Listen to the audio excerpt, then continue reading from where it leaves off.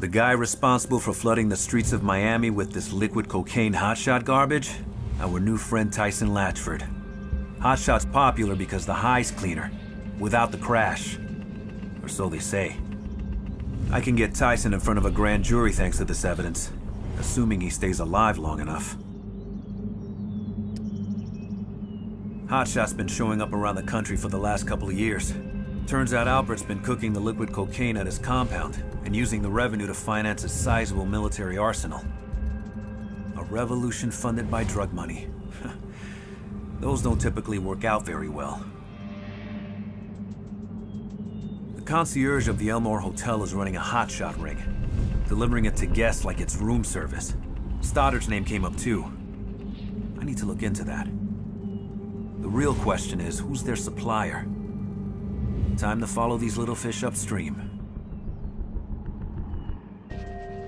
Remy Neltz used a journalist and a Florida state senator to secure allegedly toxic swampland for next to nothing, then set up a drug lab there. After that, he laundered money through an anime company. Neltz might be inventive, but he's also nuts. Can't believe Stoddard would tie himself to something like this. Doesn't seem like Stoddard's type of guy. Rourke's pulling jobs around Miami and LA with someone named Big Eddie, whoever the hell that is. Probably bank hits. With the resources and firepower they're packing, there's not much else worth their time. When he's not robbing banks, Rourke hangs with Lily Kang, and even secured Dawes' blessing to kill Lily's husband Henry. With Kang gone, the happy couple takes over the Los Angeles drug trade. But I got to Kang first. Looks like they owe me a favor. ATF agent Barnes was working for Dawes and Stoddard. He had a dossier on Boomer and came out to Albert's camp looking for him. Probably the idea was that Boomer might lead to me. Bit of a long shot, but hell, worth sending a guy. Seems like Albert got worried that Barnes would figure out his nutjob plan to start a civil war. So he has the guy killed and tortured for no good reason. It's not like he knew anything. Least I can do is make a call to the FBI tip line. Preferred Outcomes is now a major player in domestic law enforcement, with its operators replacing badges in several major cities around the country. Dawes says his men are better trained, and maybe they are. But mercenaries are the last thing any city needs. Kai must have felt the same way. After all this success, Dawes got a lesson from Rourke in hiding profits and using intel against his enemies.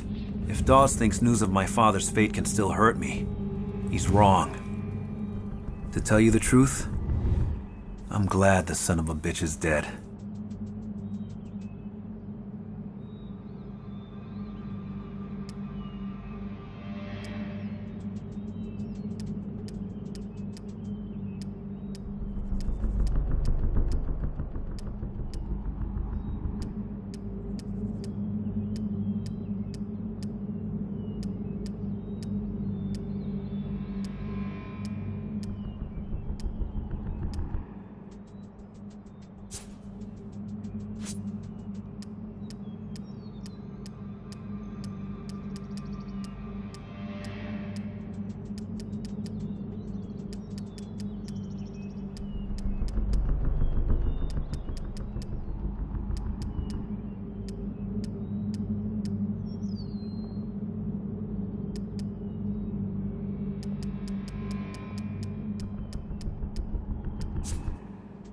Neltz is into some weird stuff.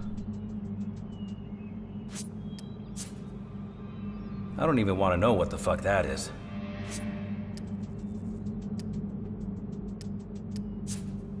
A reorder.